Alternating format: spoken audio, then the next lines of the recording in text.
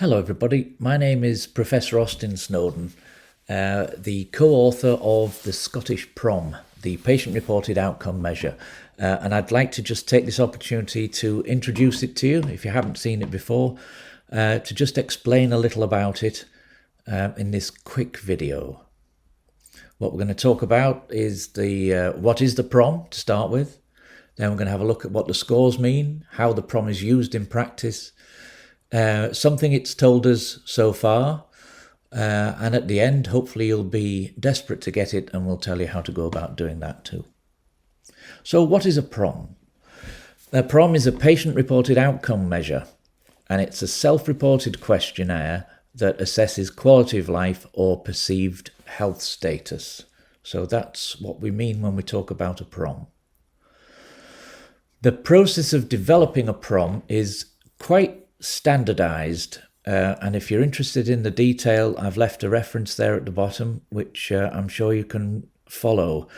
This is the PROMIS is a system of a lot of PROMs in America, and they have item banks and lots of different ways of measuring things in PROMIS.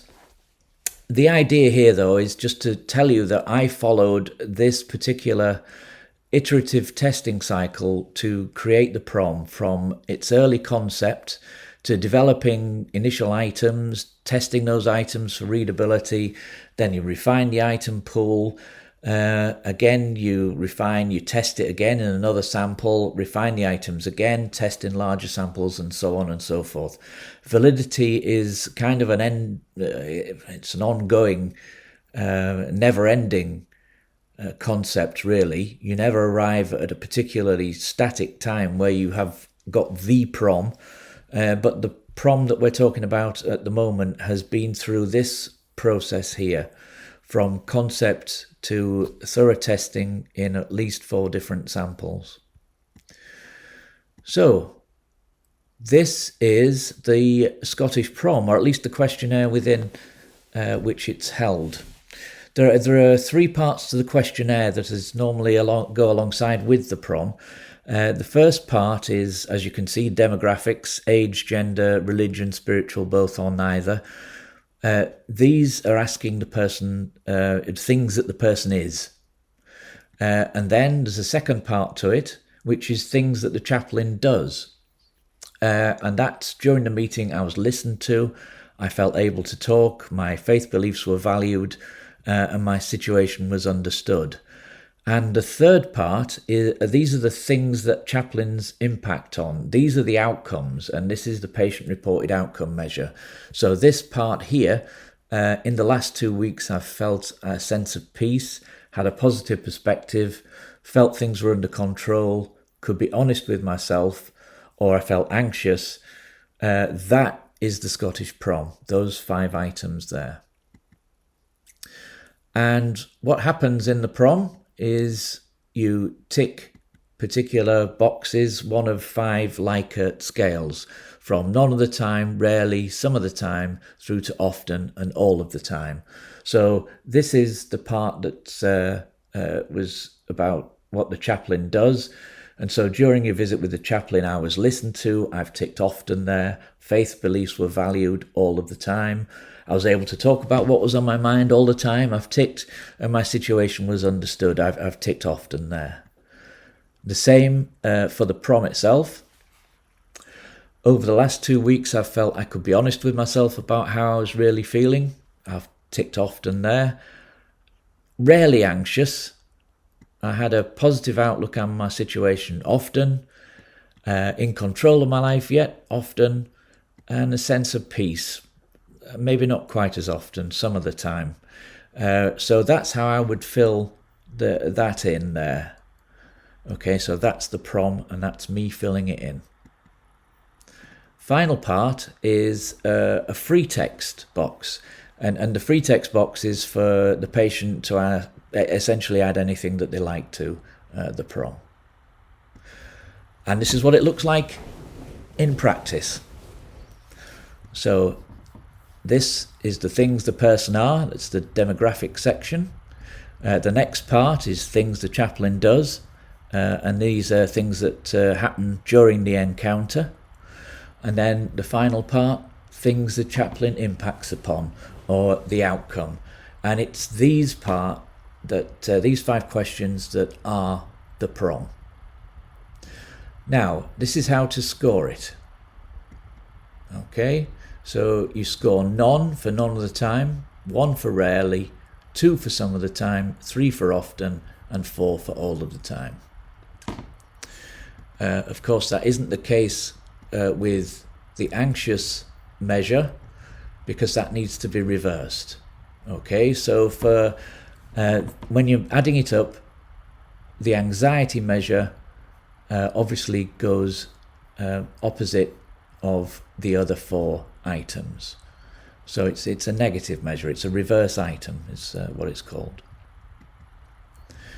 So if I were to tick the boxes that I just ticked before, I would score 3 for often, 3 for rarely in anxious because it's negatively scored, 3 for often having a positive outlook on my situation, 3 for being in control of my life often, and 2 for having a sense of peace.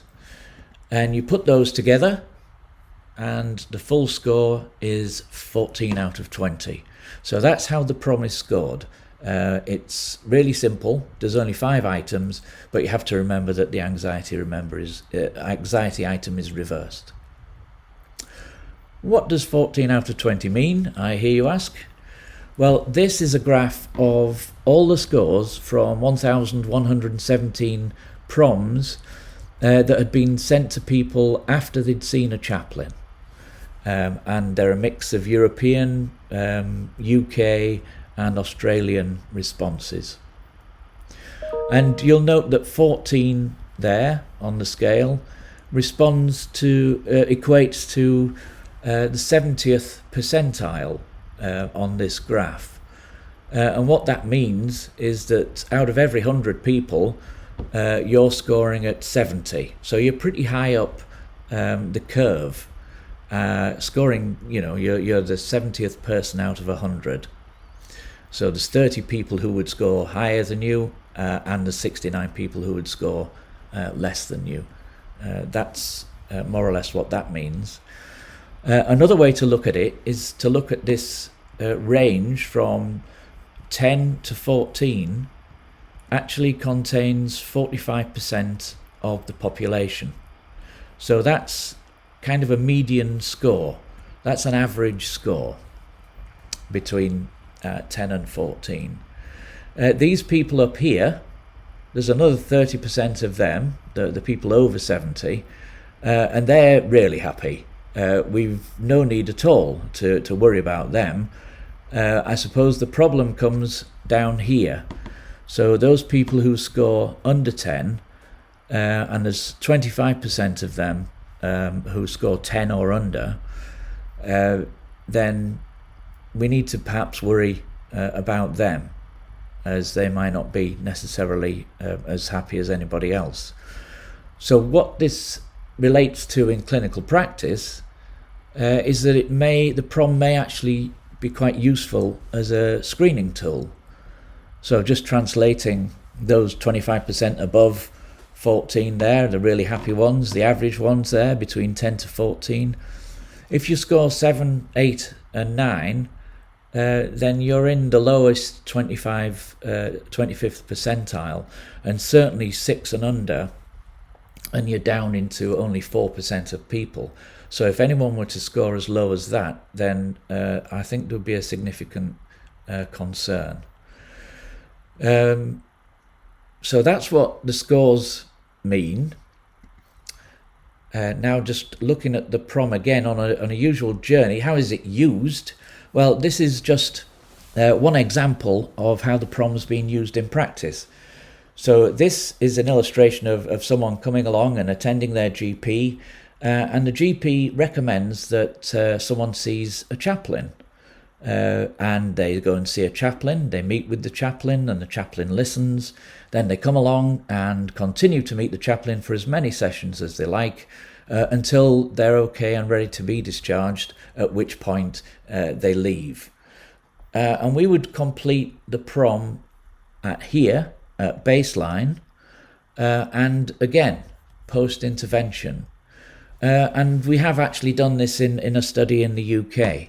And what we found was scores at baseline were in fact 8 on average, and post-intervention they were 12. So if you recall the thermometer, putting these scores back on the model there shows that we've moved from a low score on the refer area through to a nice average score post-intervention.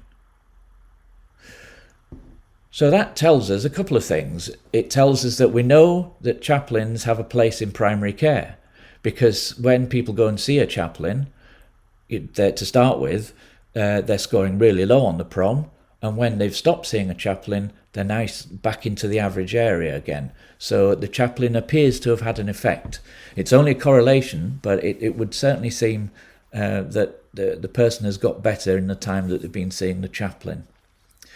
And the reason we're thinking about it as a screening tool at the moment is because it also meant that the GPs who were referring the chaplains in the first place seem to be very good at identifying those people for whom chaplaincy would be beneficial.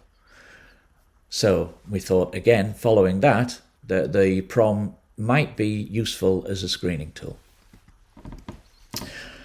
Excellent, you say. So where can I get this PROM and how expensive is it? Well, it's actually free to use. There's no charge for it whatsoever, but it is copyright to NHS Education Scotland.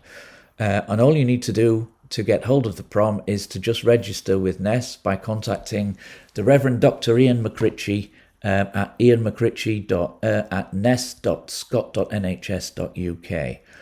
And all NES ask in return is that any user send the anonymised dataset back to NES after you've finished with it. And the reason we ask for that is so that we can do more validation studies. As I said back at the beginning, validation is like a lifelong thing. We may need to improve the PROM in practice. And we can only do that with more data, which is why we ask for your data in return for a free use of the PROM. So that's it. Thanks for listening. A whistle-stop tour of the Scottish PROM. Should you require any more information, please just email me at that address. And thanks very much for listening.